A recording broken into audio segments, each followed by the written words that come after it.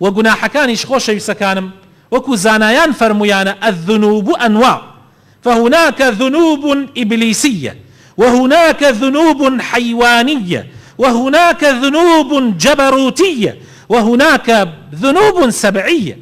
گوناحەکان چەند جۆرێکن، گوناحی وا هەیە گوناحی ئیبلیسی و شەیطانیە، گوناحی وا هەیە گوناحی حەیوانیە و دڕندەییە، گوناحی وا هەیە گوناحی جەبەروتیە، یعنی گوناحێکە کە خۆت فەرزەکەیتە سەر خەڵکیە.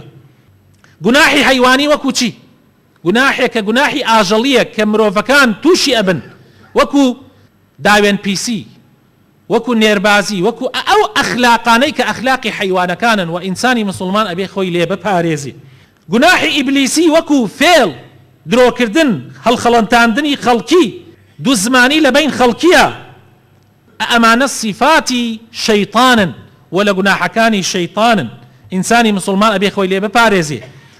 گوناحی دڕندەیی سەبعی وەکو زۆرکردن لە خەڵکی، ماڵ داگیرکردنی خەڵکی، شانازیکردن بە نەسەب و بە پارە و بە پول و بە هەندێک شتی دنیاییەوە کە ئینسانی مسلمان نابێ شانازی پێوە بکە.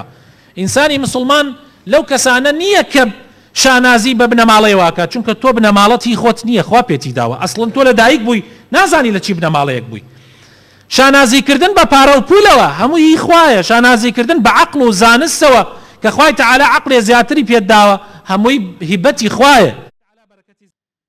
هەروەها تاوانی جەبەروتی وەک ئەوە وایە تەکەبور بەسەر خەڵکا بکەی، فیز بەسەر خەڵکیا بکەی، یعنی وابزانی خەڵک لە تۆ کەمترن، لە تۆ پلەپایەیان کەمترە، تۆ ئەبێ لە خەڵک زیاتر بی، صیفاتەکانی خوا بۆ خۆت داگیرکەی.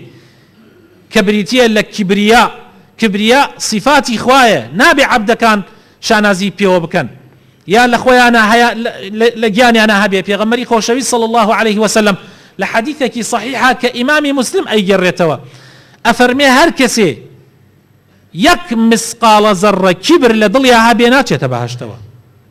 لا يدخل الجنة من كان في قلبه مثقال ذرة من كبر.